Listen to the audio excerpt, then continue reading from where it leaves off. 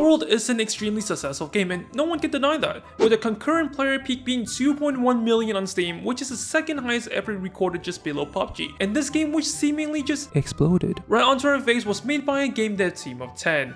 Pocket Pair, and all success story has its history. So today, I want to shed some light on Palworld's seemingly abandoned older brother, Craftopia. Literally, our favorite animal slavery simulator would not exist if this game was never developed. And since Craftopia is also an open world survival crafting game, me being Linky, I played 100 days of it. Enjoy. The story, we are a salaryman god thing, and seeing the big red button asking if I would destroy Twitter but in turn nuking the entire world, I immediately press yes, as anyone would. Trust is good, trust is good. I need to force myself to think that this game is good. Ooh. This made the higher ups angry and forced us into unpaid OT in developing a new world. And with that, we got teleported into a mysterious temple. After familiarizing myself with the controls, I set towards the outside world. Breath of the Genshintopia.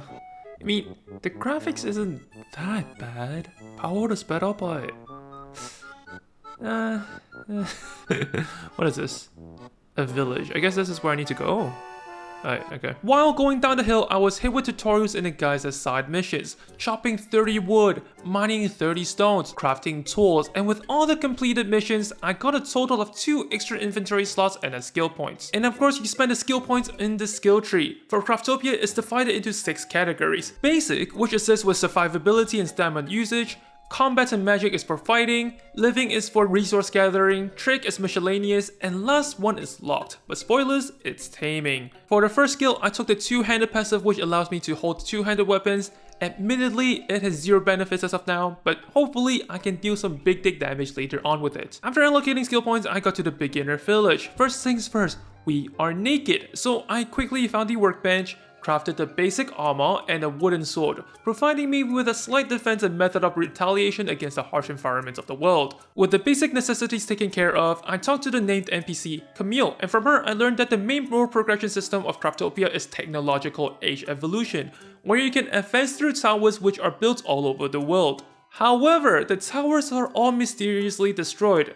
Thus, Camille tasked me to repair the first tower, which I accepted. The journey, however, was a dangerous one. I met the first aggressive type enemy, the Monos. They look cute and harmless, but... okay, they're just cute and harmless. However, they're kinda hard to kill since they float up to the skies, making them difficult to target. I'm totally not distracted by the way, but what is this sword? Wait, no, what are those? Are those hill curls? From Genshin Impact, my favorite game? The blue boys were certainly more dangerous than the monos, but with my superior gamer skills, the threat was neutralized. And this is when I got distracted once again. Not even interacting with the sword, which acts as a checkpoint by the way. I see this long bridge. Huh? That one shot at me? No, you know what? No, I rolled there, okay? You know what? This is a bug. You know how, okay, in the Steam pages, okay? There's like a bunch of claims that there's a bunch of bugs. I swear this is one of them. I swear. Like, and with that, we are back to the Cave of Beginnings. Would have been nice if I activated the checkpoint, huh? Heading back though, I realized one important thing. I was heading the wrong way the whole time. I was walking to the west before while the tower was at the north. Correcting my path, I finally arrived to the first tower, and it requires 50 stones, 50 wood, and 10 sand to repair the first stage. Bop, bop, boom. Let's go. Wait, is this a reference to Palworld with the towers? That's crazy. For the second stage, it requires old rags, cotton, and leather, which are resources dropped from animals. So while casually killing some cows, I accepted a few side quests from the NPCs in the village.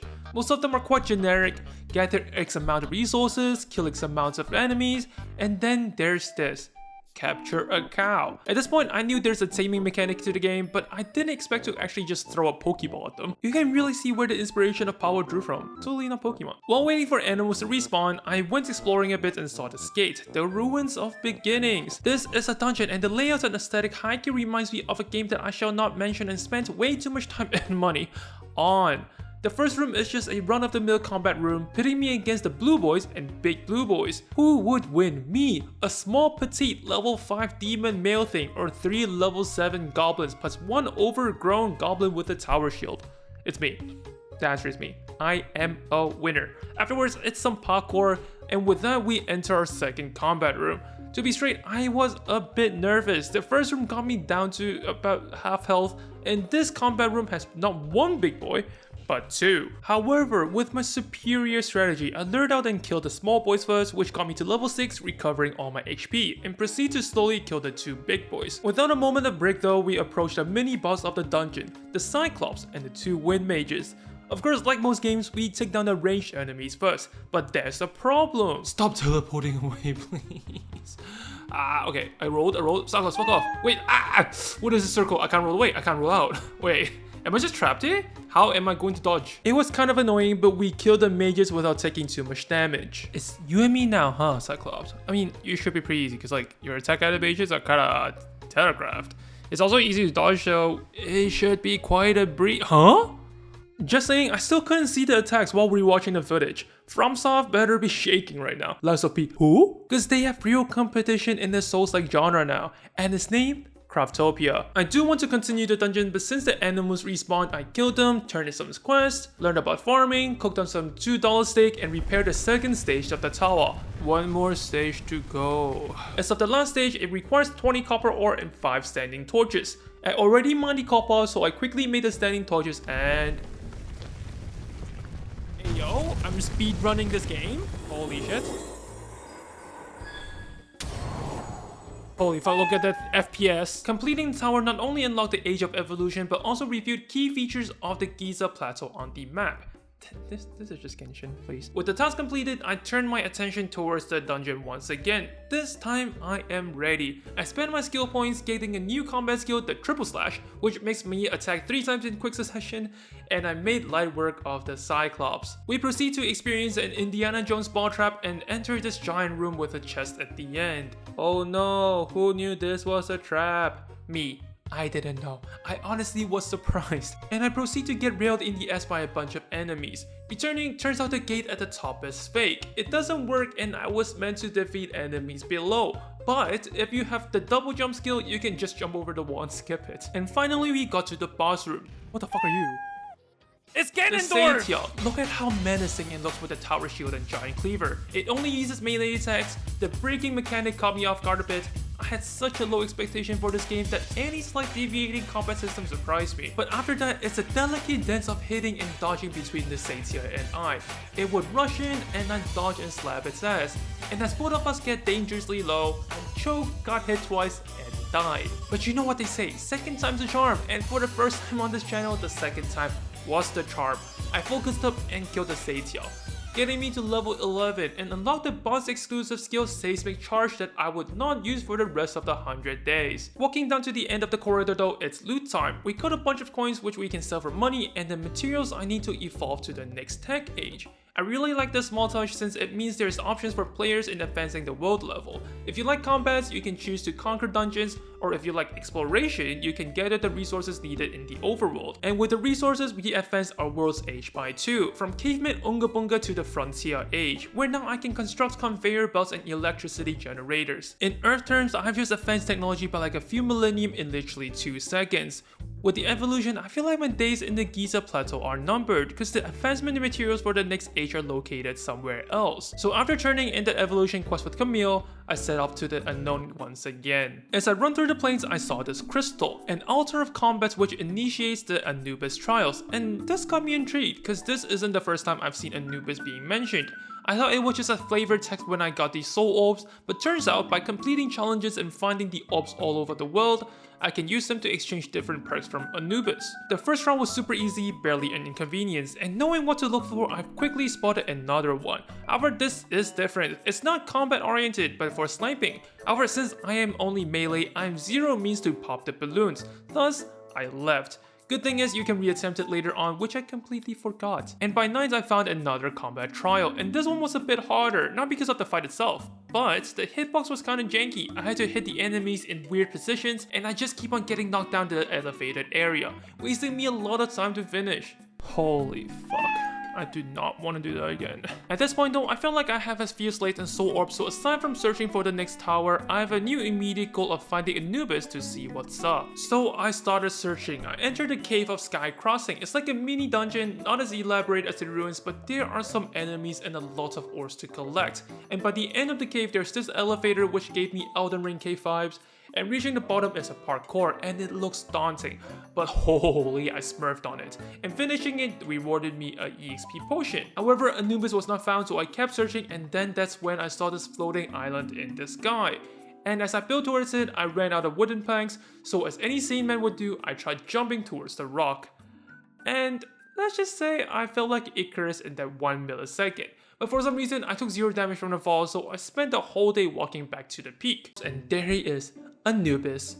From him, I can exchange soul orbs for recipe unlocks, and slates are used for status upgrades. However, they are kinda expensive, and since I'm lacking in both departments, I just left. Deciding that there's probably not much more to discover in the plateau, I made the choice to move on. Time to travel to the next area. And method of transportation is this. Yes, an Uber motorbike.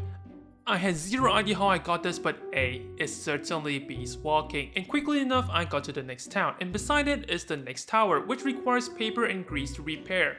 I'll just say this right now, I have 0 idea how to get these materials even after 100 days.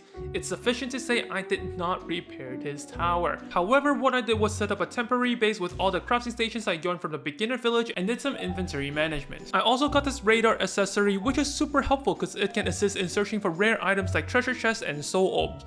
But just listen to this. Yeah, oh, soul orb. Oh, I see you. Yeah, calm down. There's more? There seems to be treasure. Oh, this thing is kind of annoying. No flame. I got so annoyed like 3 minutes in and never used the radar ever again. But if you're trying to 100% the game without a guide, this is a great item. It's just not aligned with my current objective. Rest of daytime went by pretty quick. Explored the Rockefeller cave, which got me the blueprints for the poison base lord, and did another combat trial. And of course, since it's a timed trial, the wind mages that keeps on teleporting away does not help. Well, what do we have here? Our biggest enemy, the cause of my first death.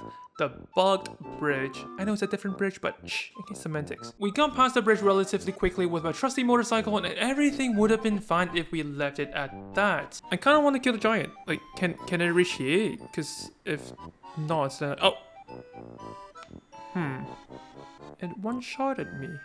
Huh. And we could have still left it at that. I ran past the giant relatively quickly, but it's not about testing stuff anymore. It's about sending a message and pure stubbornness. I realized that the HP of the giant doesn't get reset after I die, so with my wind rod, after 5 deaths, it fell and dropped me a gold coin. Huh?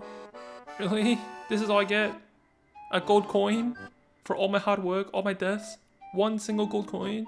Okay. And as I delved deeper towards the inners of the wall, I discovered the old garden of undead, which is another dungeon. However, it is locked behind 3 cubes. And after taking a while to unlock all 3, the runes surrounding the entrance disappeared and I got to enter the dungeon. Its recommended level is 20 while I'm level 17, but since I am a god gamer, it should be fine. As all dungeon goes though, I fought some blue boys, did some color gate bridge puzzles, I ran across another bridge and totally didn't die from these BS arrow hitboxes, and after killing these fire boys, we got to the boss. And this is hands down the hardest boss that I've fought in the 100 days, as in this took me the most attempts to finish. It has 4 main moves I think, diving into the shadows and popping up dealing damage, shooting 3 fireballs, shooting fireballs in a circle, and when it gets to a certain HP threshold, it starts shooting waves and waves of fireballs. It took me too many attempts that I even needed to retreat as I ran out of food and HP potions. And as I retreated to the nearby village, someone in Twitch chat dared me to capture the villager girl. Put her in a Pokeball, but you won't. The villager woman? You can? You can? Oh, I need to get her lower. Okay, wait. Weapon. Boom. Ah, fuck. We'll get her next time. Sorry. Getting back to the village, I sold all the coins in my inventory at the market and received a whopping 10,000 gold. With the newfound fortune, I bought a machete which gives me an extra 70 attack damage compared to my precious club. I also upgraded my armor to the blacklight armor, granting me 50 extra defense. And with that, I set off to the garden again with my trusty motorcycle. However, a named enemy popped up, the splendid King Mono, and this caused me to get distracted once again. So I took a detour, and the detour may have been a bit too deviated because I accidentally sent my Uber bike straight down to the bottom of the ocean. And the saddest part is, it's lost forever. Looking back at the footage of me fighting King Mono, I am a bit disappointed in my performance. Everything was fine in the beginning. I managed to dodge the shockwave from the ground pound, avoid the mono suicide bomb spell, and managed to shield break him quite efficiently. Everything was going well, especially since this is my first attempt. Then everything suddenly just fell apart.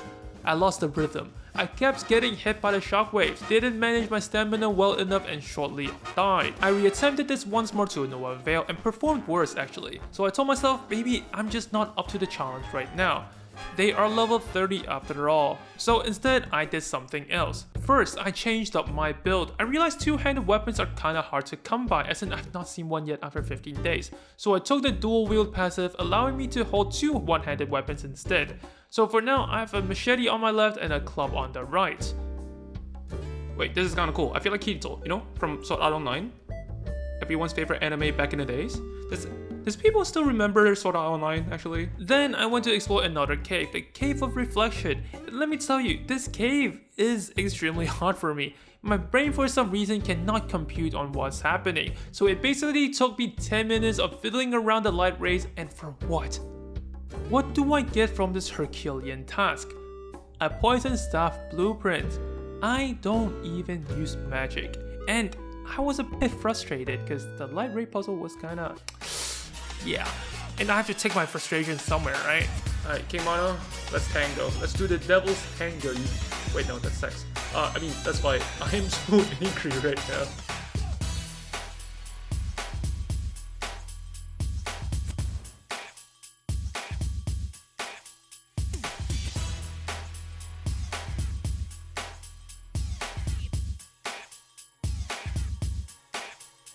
Oh, yeah.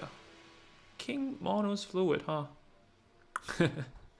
If you know, you know.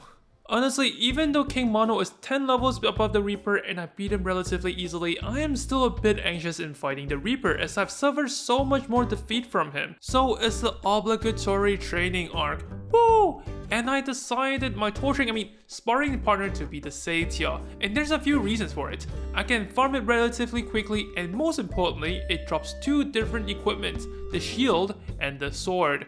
Ignoring the shield, the sword is a huge improvement to my current setup, and it also sells for 3,000 gold, which is kinda pog. So I quickly killed the Satya for 3 days, got to level 26, got a few shields, but sadly, only one single sword. Messenger of the Blue Underworld, we meet again. Tell your parents I said hi when I sent your ass back to hell.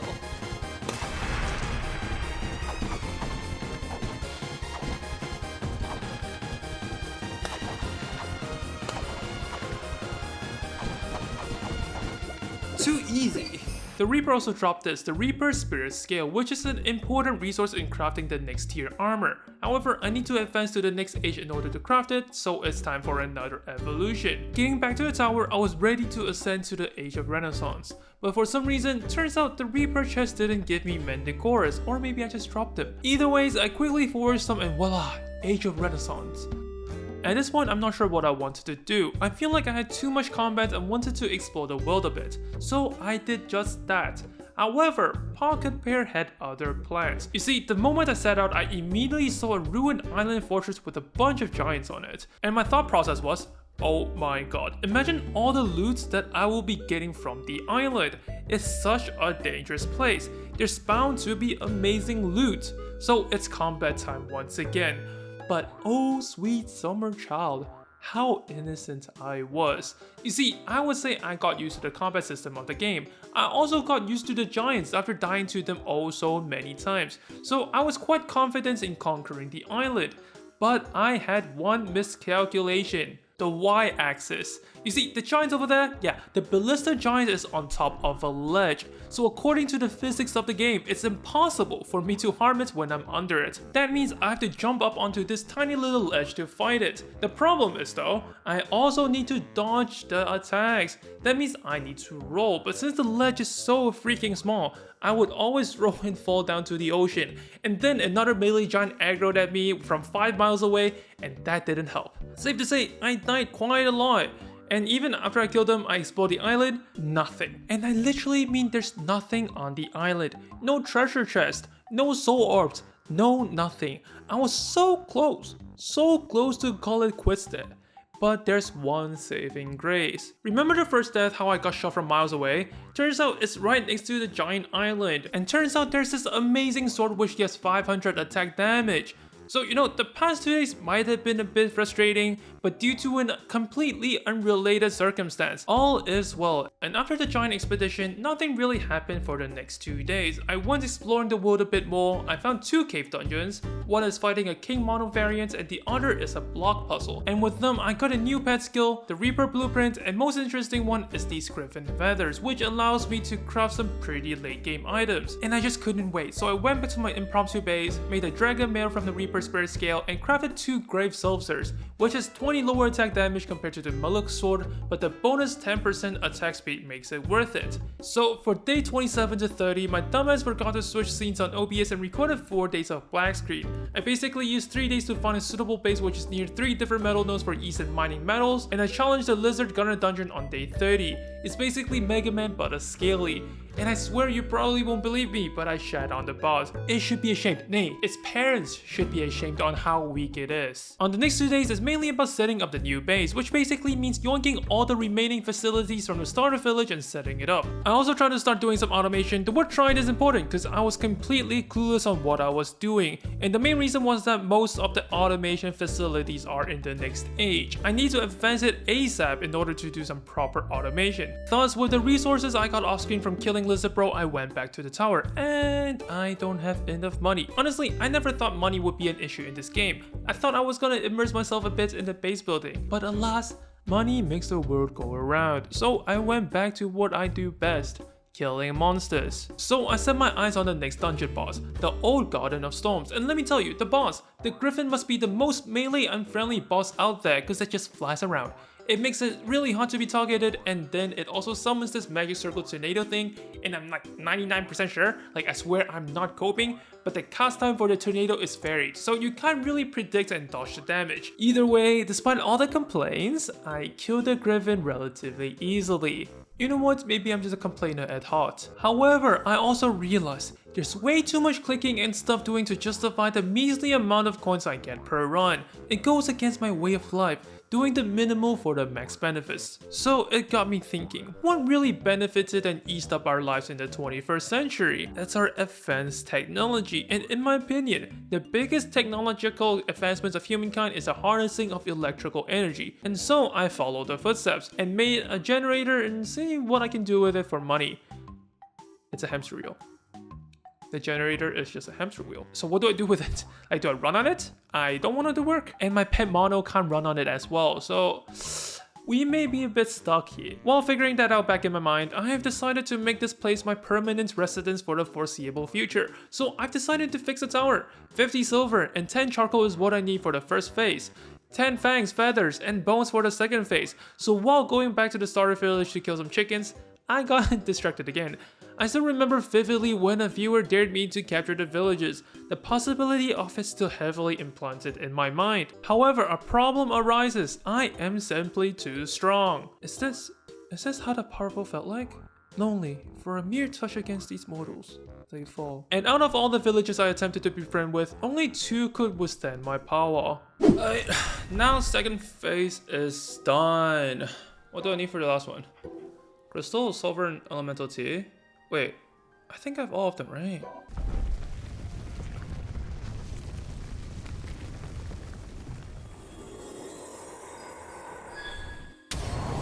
Well, this is the last time I'm gonna do this.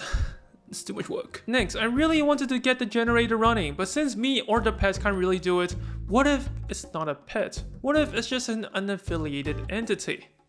Is that working? It's working. Okay, they're running. Okay, perfect. Perfect. You see, I am against animal cruelty. Forcing animals to do our bidding, heinous, despicable. But humans though, let's be honest, we are assholes. Hooray to forced human labor. But I noticed one major problem. They kinda lose HP while running on the wheel. I don't want that. I want them to live. They have so much to live for, like running on a hamster wheel. So in the future, I hope there's a way to prolong their suffering, their lives. Okay, but the main problem still persists. All the automation is locked behind age evolutions and I'm piss poor. And I know I said farming bosses are super slow, but that's all I know for now. So I went hunting again. I did Satia and later on switched to the Griffin. Pretty sure I should have stuck with the Satia. It's easier and faster to kill, it takes me less resources per fight, like healing, it's less mental damage, and Satia has a chance to drop a sword that's worth 3k gold. Basically, what I'm trying to say is, the Griffin sucks. On day 37, I got to the Industrial Age, and to go further beyond, to the Age of Fire, I need 50,000 gold, which ain't no way I am going to get from farming bosses. It took me 2 whole days to get 10,000 gold, and you're telling me I need to quintuple that amount. That's 10 days of only farming bosses.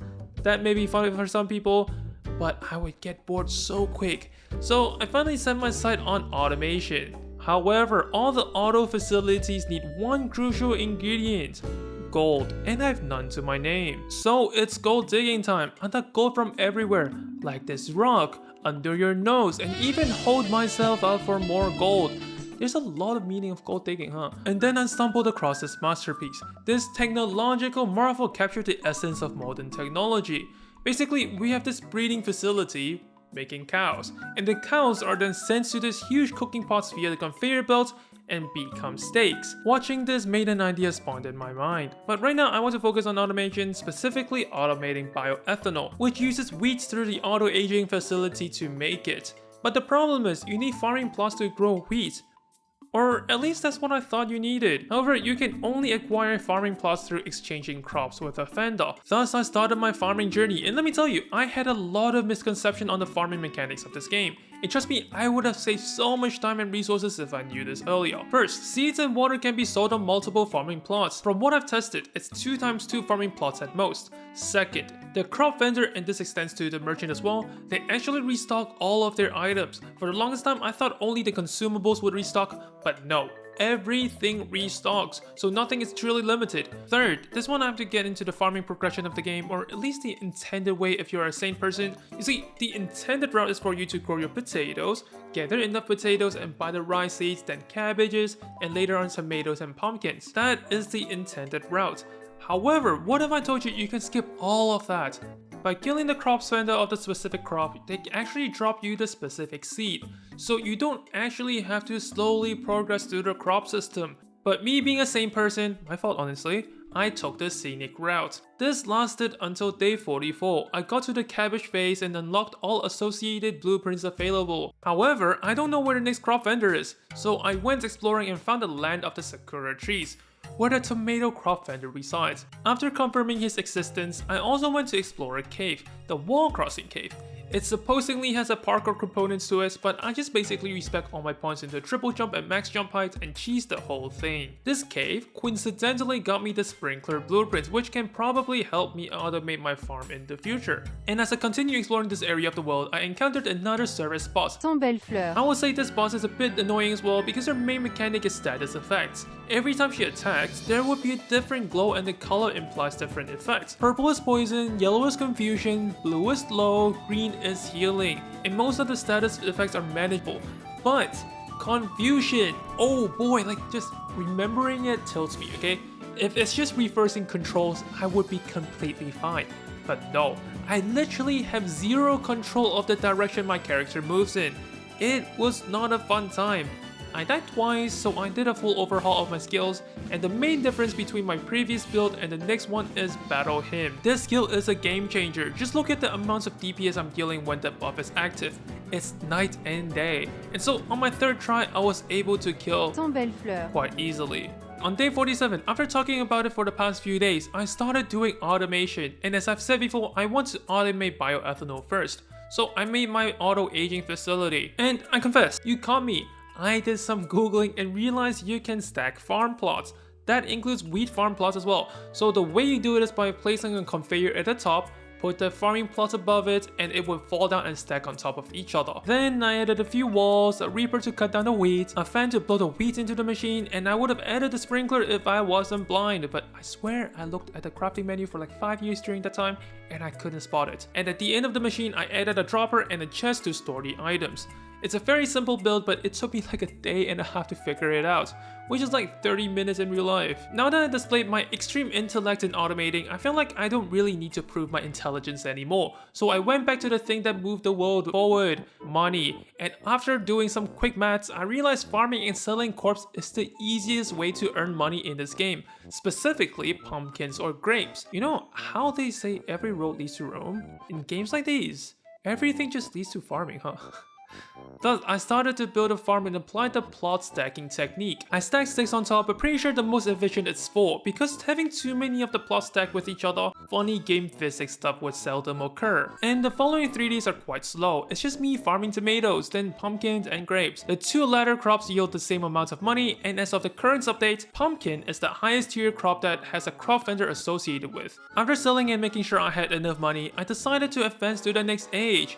However, I lack the resources. So you guessed it, it's dungeon hunting time. I found the Noble Frog boss dungeon. However, I'll be straight with you all, I was scared after seeing the recommended level. It's 45 and I'm level 32. That's a 13 level differences. So you all know what I'm about to do, okay? It's time to visit our dear old friend the Satyr again. Yo, do you miss me? Cause I miss you a lot.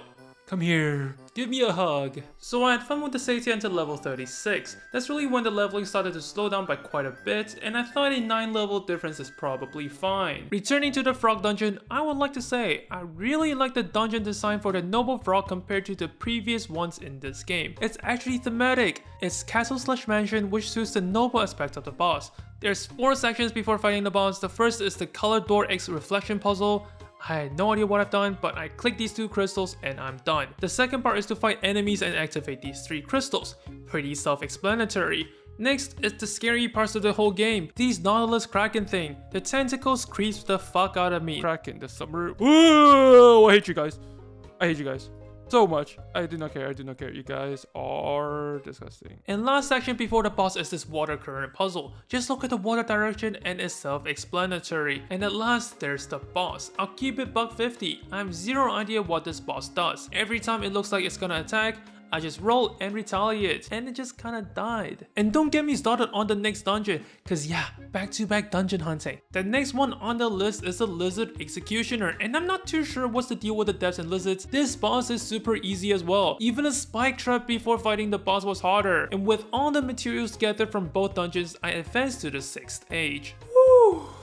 Are we speedrunning this game or what? We do be speedrunning the game, if the speed is like a snail. I would say, in my own pace, I have been progressing the ages and the game relatively quickly.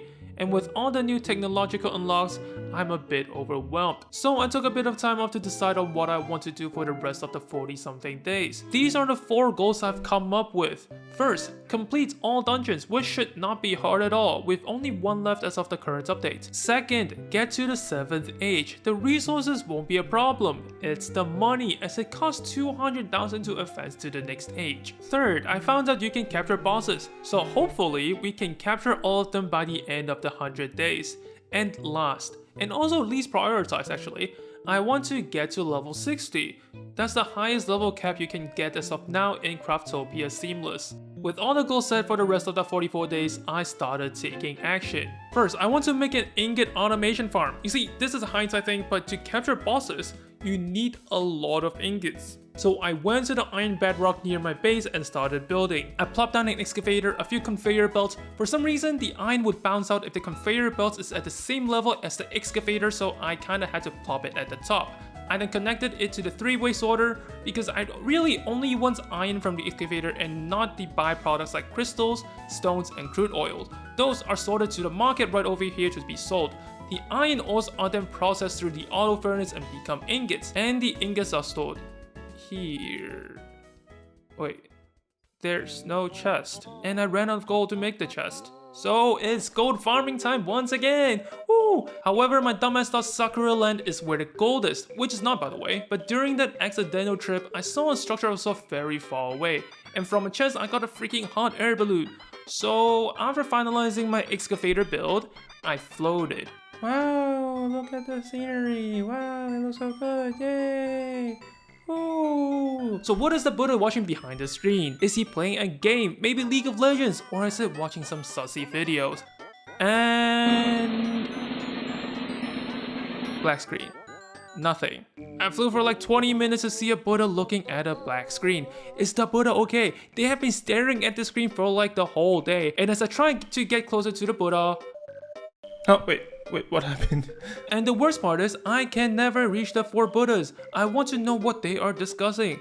Are they talking shit about how bad I am in this game? I need to know. However, they are out of boundaries. I died a couple of times trying to get there, but to no avail. So it's home time, and I want to check how well my excavator is doing. Turns out once you go too far away from the line, it gets disabled, and the intended way to fix this is to build a monolith, and anything inside this area will still load. However, a few days later, I checked up on it again, and it still doesn't work. Specifically the excavator. Online said to download the QOL mod to fix it, which I tried, but it really didn't do anything aside from me receiving more messages on unintended purchases. What should I do now? I think it is to complete the dungeon goal first, right? So that's what I set out to do. The last dungeon is located in this Sherbert iceberg, basically the obligatory ice area in an open world, and the environment is harsh, as there is a frost debuff which reduces HP and mana over time. Thank god it doesn't increase stamina usage though, I would have molded. In the middle of the journey, I met the fiercely fighting ancient golem. Just don't mind me, okay? Ancient Golem, do not mind me. I just want that orb and the snow mint, and I'm leaving, okay? Just chill out. Alright, peace out. Bye-bye. Run. I would have thought it, but I'm on my exploration loadout, so you know, I'll be back someday. And on day 64, I found the ruins of Everfrost. I gotta fight Fenrir, which I'm a bit nervous about since its recommended level is 50. But given my past few track records with the other dungeon bosses, I believe I can do it. And for this dungeon, the gimmick is ice floors, which makes my movement super inconvenient. The game told me to build floors on top of the ice would mitigate the slipperiness, but... don't tell me what to do. And also, I don't have any materials, so I took the stubborn way out. I slide, attack once, slide again, and attack again.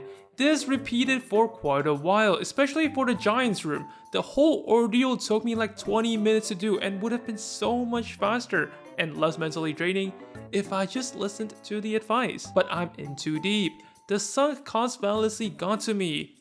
Finally. This took way too long. And due to my pure stubbornness, it took me the whole day just to get to the boss room. And there he is, Fenrir, the last dungeon boss as of now. I just look at it, it's so majestic. At least it's much more majestic than all the bosses that I fought up until now. Like, tell me, like, what the hell is a noble frog, right? Anyways, look at Fenrir's attacks, like all the eyes, thematic, everything. It just looks cool, okay? It just looks epic.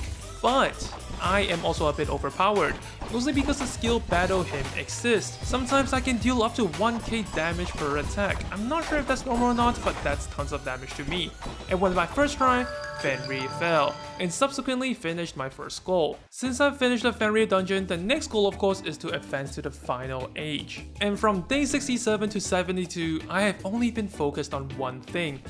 And that's farming, expanding the farm, making the seed extractor so I don't need to bow down to the seed monopoly, and also finally getting the sprinklers. And just saying though, they really need to improve the crafting interface. And at the end, I got 2 rows of 8 farm plots, each with 4 plots stacked on top of each other. And in theory, each harvest would net me 256 crops. That means I would get around $25,600 per yield, as long as nothing goes wrong. However, there are downtimes since I had to wait for the crops to grow, and during that time, I worked out the perpetual slavery machine, the perpetual battery producing machine. Remember the large pots? After knowing the large pot can kill anything that drops inside it, I utilized these green monos, which does an AoE heal when death. The thought process is that green monos will breed with each other, the baby green mono will die and heal up everything, making them able to breed and run forever. See, I do care about my workers. On day 73, after making sure I would have enough money to advance to the next stage after 1 to 2 more harvest cycles, I went back to the Sherbert iceberg for ascension materials. It took me quite a while to find the location of the resources, but on day 75 I finally finished collecting everything and got to the last age as of now, crossing out another goal I set myself out to do. 2 down, 2 to go. I feel optimistic at this point to at least finish one more goal. Between capturing all bosses and leveling to 60, I wouldn't say which one is more achievable, but personally, I favor one over the other. I mean, getting max level is cool and all, but how cool would being able to command bosses be? However, there is a prerequisite, and that is a tool called Chain Restraining Bullet. And you can only get it from one single cave, so I traveled there, and only one last obstacle is blocking me from getting the blueprint. My good old friend Satya. And there it is, the blueprint. But before I do anything related to capturing bosses, I actually want to buff up my equipments first. You see, killing bosses is one thing, but capturing them is a whole different task. Probably much more difficult because you have to keep it alive, you have to stay alive and set up everything as well. So for the following few days, I went to strengthen my equipment. And I do so by conducting refinement. Each equipment has a star level associated to it. By disassembling equipment of the same level, they will turn into refinement stones. Then, you can use these refinement stones to strengthen your weapons. It's a small upgrade per refinement, but it gets significant when you get to higher level refinement. Me not having much knowledge about the game, and also, honestly, there's not much information about the game online. The first thing I did was to get an advanced refining station. Word of advice, don't aim for it if you think you'll get a more efficient usage of the refining stones, cause that's what I thought it did, but it just raises the equipment refinement cap from 40 to 60. So in the following 3 days, I've been killing the griffin. I know I've said that the griffin is a bitch, and I still stand by it, but that's why we have to kill it more so it knows its own place. And for the feathers, 1 plus 39 out of 27, good enough. I would farm more, but kinda gave myself a deadline until day 80. Not too sure how long it would take for me to capture the bosses, but thank God I gave myself the time, because after seeing the recipe of Chain Restraint Bullet, I did some calculations, and the amount of resources I need is staggering. Each Chain Restraint Bullet costs 20 scrap pots, 20 gold ingots, and 5 gunpowder. Gold is pretty easy to get, gunpowder should be fine, I just need 5, but scrap pots, each scrap pot requires 5 iron ingots, 5 bolts and 5 springs. Bolts and springs require 1 copper and 1 iron ingot each to make. So it takes me 15 iron ingots to make 1 single scrap pot. Multiply that by 20, I need 300 iron ingots to make 1 single chain bullet. But wait, there's more. You need 4 of them to capture the boss. That's 1,200 iron ingots. And that's assuming they are reusable. So my quest for iron ingots starts. What I've realized is the minerals popping out from the bedrock is dependent on how much damage you deal to it. By using a bunch of attack damage buffs, mining efficiency and such, each time I swing my pickaxe, like 50 ores pop out. Now it's just a waiting game, waiting for everything to smelt, turning them into scrap pots. While waiting, I also upgraded my armor to the Predator armor and helmet, which is the strongest armor that gives defense and attack damage at the same time. And now, only one thing stands in my way between me and enslaving the bosses, black gunpowder. And I thought the iron ingots were the biggest obstacles. Turns out, no. Not even close, it's poop. Feces. Excrement is the biggest problem. You see, you need saltpeter to make gunpowder, and you need poop to make saltpeter. So basically, I need to find some way to poop 20 times. My character would excrete on the floor seldomly, but it's time restrained. I even made a toilet thinking that by spam clicking it, I can get poop immediately. You can't, you still have to wait. Day and night I sat on the toilet, waiting for feces to come out, yet to no avail. I spent like 2 days doing this by the way, and I got fed up with it, so searching up online, what you can actually do is get a livestock farm, the blueprints can be unlocked through exchanging cabbage, slap villagers onto the machine, and using livestock feed, they will do the pee-pee poo-poo. Finally on day 88, I got everything, and who to better capture first than the first boss I've ever fought, our good old punching bag, the Satya. 1, 2, launch, 3, okay, one more, calm down, 4, okay, Pokeball, where's my Pokeball? Boom. Wait, where's my chain restraining bullets? Okay, so change of plans. I did some wikiing, okay? I did some wikiing and I found 4 bosses that I really want to capture. So I'm gonna focus all my efforts into making like, what, 16, 20 something bullets. I'll make some spare just in case, by the way. And then I'll focus on Fenrir, Sandbelfler, and then there's 2 more that I haven't fought yet, so I'm gonna keep it as a secret. Also, what I've realized is, by the way, cabbage or farming is OP in this game. Because you can just turn in cabbage for black gunpowder and also scrap pots. Channeling my inner cabbage salesman, I got 24 chain restraining bullets by day 92. Okay, Fenrir, you're gonna be my first. Wait, no. Fucking Satya. I guess you're my second, but I love you more than Satya, so please get in the balls, okay? This should be low enough. Boom. Huh? Wait, the bullets disappeared as well. And I died. Okay, surely, this time is the charm, right? The second time's the charm, right? Okay. Ding! Yes! Yes! And it was so low. Okay. Alright, let's take a first spin. Wait, can you fight for yourself? Oh, wait. Use ice. I thought it was just gonna be like some basic attacks. You actually use your...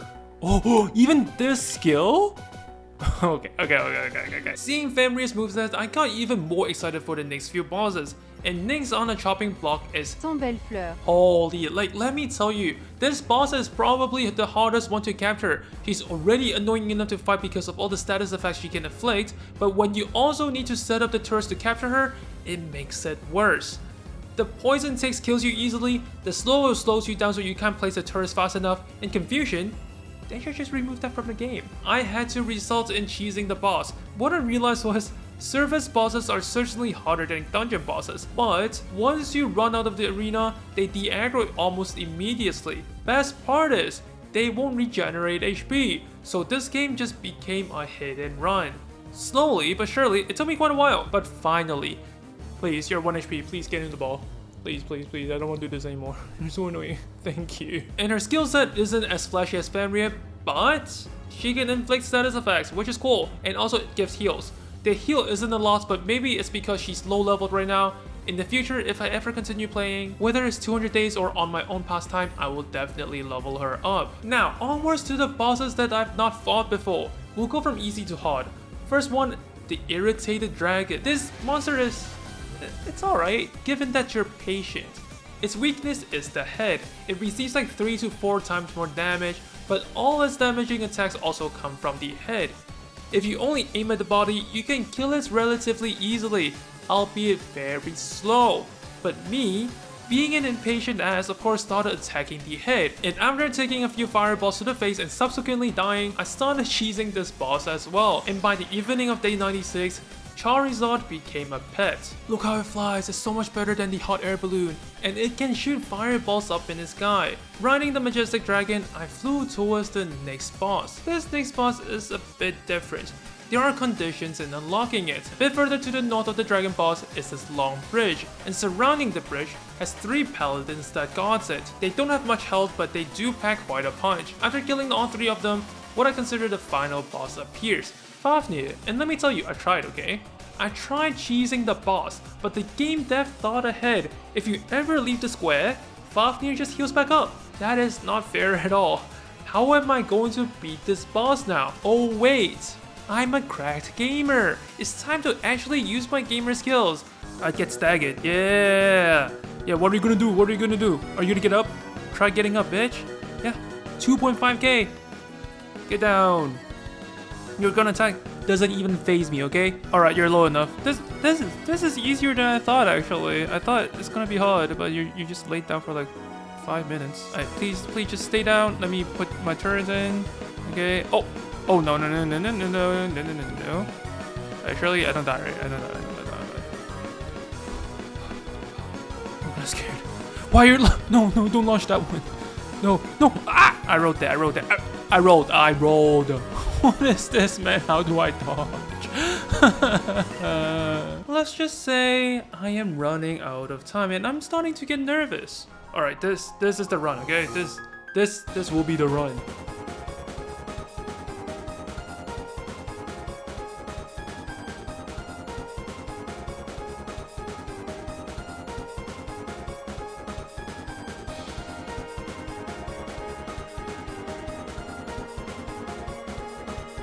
Okay. This is the run. Okay, calm down, Lincoln. Okay. Turret, launch. No. Turret, launch. Turret, launch. Okay. A bit more. Just in case. Okay. Please. Yes!